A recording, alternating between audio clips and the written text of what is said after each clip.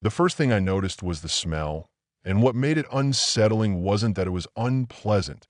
It was that it was unfamiliar in a place that had always smelled like me.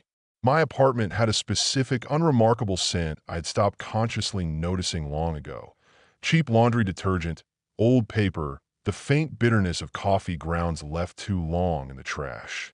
That evening, when I opened the door after work, the air carried something warmer, softer, like fabric that had held body heat. I didn't step inside immediately. I stood there with my keys still in my hand, letting my eyes move slowly across the living room as if I might catch something retreating. Nothing was out of place. The couch sat where it always sat. The kitchen light was off. The monitor on my desk glowed faintly in sleep mode. The chain on the door hung exactly as I'd left it.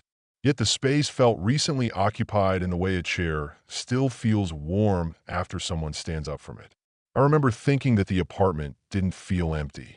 It felt paused, that I convinced myself it was stress. But the second incident was harder to dismiss because it involved a ritual I had never broken. Every morning before leaving, I washed a glass, dried it, and placed it upside down on the rack beside the sink. That evening, the glass stood upright, dry, positioned as though someone had poured water, taken careful sips, and returned it without leaving a single drop behind. I stared at it long enough for the refrigerator motor to start humming and then fall silent again. The quiet in the apartment felt thick, like something listening. I walked through every room slowly, opening the closet, checking behind the shower curtain, even kneeling to look beneath the bed despite knowing there was barely space for dust, let alone a person. Nothing was missing. Nothing was disturbed. Yet the air still carried that subtle warmth, that human trace that did not belong to me. After that, I began taking photographs before leaving for work.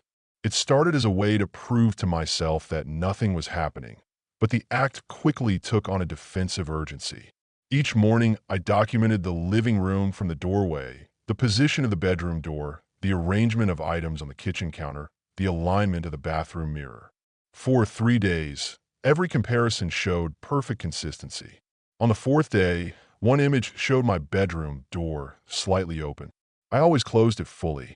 When I returned home that night, the door was closed again, perfectly aligned with the frame. I checked the timestamps repeatedly, comparing the angle of light on the floor, the shape of shadows beneath furniture, searching for some ordinary explanation. There wasn't one.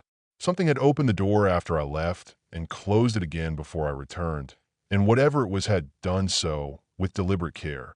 Sleep became difficult after that, not because of noise, but because of its absence.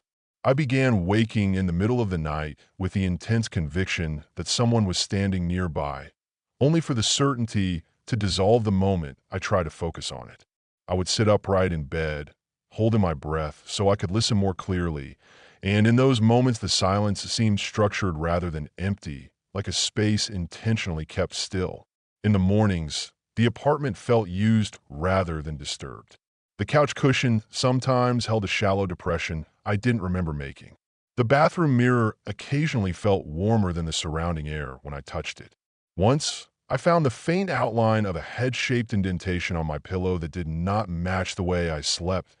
I installed a motion-activated camera facing the front door, telling myself that proof would bring relief. That night, I checked the feed obsessively while at work. No alerts appeared. No movement was recorded. When I returned home, the apartment greeted me with that same faint, unfamiliar warmth. The camera lens, however, was smeared with what looked like the soft print of a fingertip pressed directly against the glass. It was not scratched or damaged, only obscured, as though someone had gently covered it. I began leaving small markers before going out.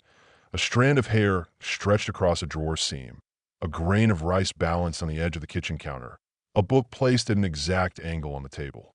Each evening, the markers were disturbed just enough to confirm entry and restored just enough to suggest careful attention. Nothing was stolen. Nothing was rearranged.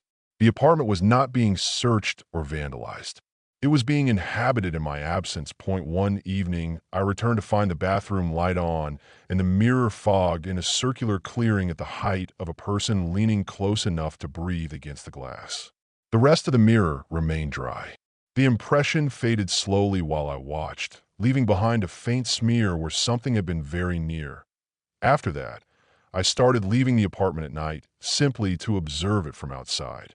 Standing across the street, I would stare at my own windows, waiting for movement that might confirm what I already believed. Once, long after midnight, I saw the bedroom light flicker on. I ran upstairs with a kind of desperate certainty, but the apartment was dark when I entered. The air inside felt warmer than the hallway, as if heat had recently been generated and had not yet dissipated. The idea came to me gradually, and then all at once. What if the presence did not realize I lived there? What if, from its perspective, I was the one intruding, appearing unexpectedly, disrupting a space that otherwise belonged to it? After that thought took hold, every sign of entry felt less like trespass and more like coexistence, narrowly avoiding overlap. I stopped leaving for long periods. When I stayed awake in the apartment, nothing happened. But whenever exhaustion overtook me, even briefly, something changed. A cabinet slightly ajar, a chair shifted by a fraction, the air subtly altered. The spare key was the moment fear became certainty. I kept it in a ceramic bowl beside the door. One evening it was gone. I searched every surface, every pocket, every drawer, dismantling the apartment in rising panic. I slept poorly, if at all.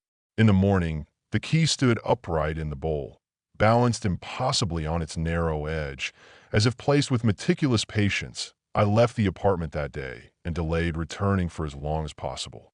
When I finally entered, a sheet of paper rested on the kitchen counter.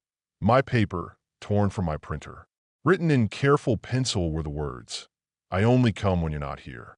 I read the sentence until it lost meaning, until language became shape. I threw it away without noticing there was writing on the reverse side. That night, I forced myself to sleep in the bedroom. I lay rigid beneath the blanket, aware of every sound my body made, waiting for something I could neither confirm nor escape. At some point, exhaustion overcame vigilance. I dreamed of movement around the bed, of weight settling beside me with patient restraint, of breath that paused whenever I stirred.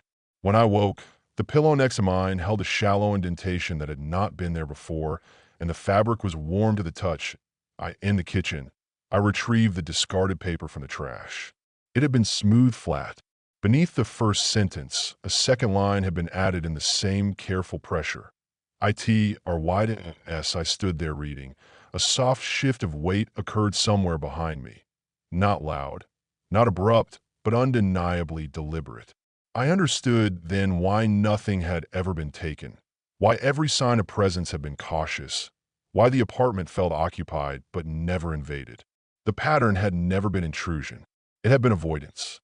Whatever shared the space with me was not trying to enter while I was gone. Was trying not to be there when I was awake, that I did not turn around.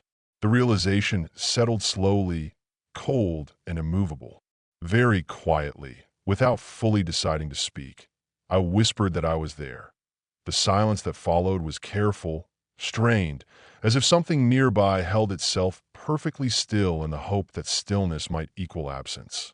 Then, from a distance so small it was indistinguishable from my own breath, something exhaled in response, restrained, apologetic, and unable to pretend any longer that the apartment belonged to only one of us.